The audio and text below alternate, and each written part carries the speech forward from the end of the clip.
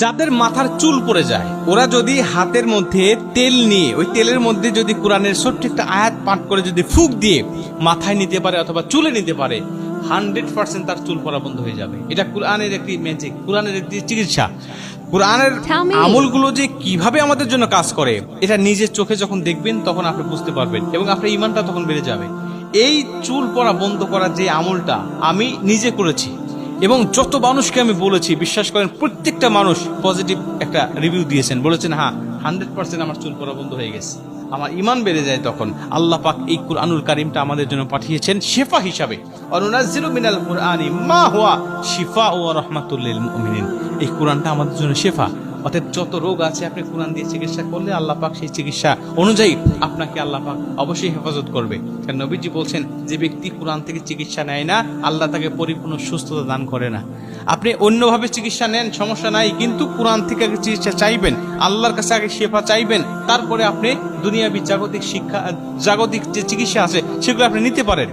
নবীজি বলছে, তোমার জুতার ফিতা ছিঁড়ে গেলেও আল্লাহর কাছে আগে চাও, তারপরে তুমি মুজির কাছে যাও।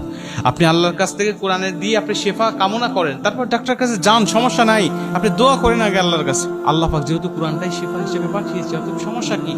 আপনি যখন চুল পড়বে আপনার, বিশেষ করে এই আমলটার কথা আগে আপনাদেরকে বলি, যখন চুল পড়া শুরু হবে আপনার, তখন আপনি জাইতুনের তেল নেওয়ার চেষ্টা করবেন। জাইতুনের তেল, যদি জাইতুনের তেল না পান সমস্যা নেই, আপনি যে ব্র্যান্ডের ইউজ করেন সেটাই করেন, কিন্তু জাইতুনের তেলের মধ্যে আলাদা একটা বরকত আছে। নবীজি বলছেন, জাইতুনের তেল খাও, মাথায় দাও, গায়ে লাগাও এবং ডাল দিয়ে তোমরা মিসওয়াক করো। কেন? কারণ এর মধ্যে আল্লাহ পাক অনেক বরকত রেখে দিয়েছে। অতএব আপনি যদি এটা পান তো আলহামদুলিল্লাহ ভালো, যদি না পান, যে খাঁটিটা পাওয়া যাচ্ছে না অথবা ভেজাল হওয়ার সম্ভাবনা আছে, তাহলে আপনি যে খাঁটি তেলটা ব্যবহার করতেছেন এটা আপনি নেন। এটা নেওয়ার পরে আপনি সূরা শুআরার 80 নম্বর আয়াত তেলাওয়াত করবেন। সূরা শুআরা 80 নম্বর আয়াতটা তেলাওয়াত করবেন। ওয়াইদা মারিতু ফাহুয়া ইয়াশফিন, ছোট্ট একটি আয়াত। এই ওয়াইদা মারিতু ফাহুয়া ইয়াশফিন এই আয়াতটা তেলাওয়াত করে আপনি 3 বার তেলাওয়াত করে আপনি ওই তেলের উপরে ফুঁক দিবেন এবং ফুঁক দিয়ে আপনি এটা মাথার উপরে মালিশ করে দিবেন। দেখবেন যে কিছুদিন যখন এই আমলটা আপনার কন্টিনিউ হয়ে যাবে, আপনি দেখবেন যে আল্লাহ পাক আপনার চুল পড়া একেবারে বন্ধ করে দিয়েছে। এটা একেবারে ম্যাজিকের মতো কাজ করে।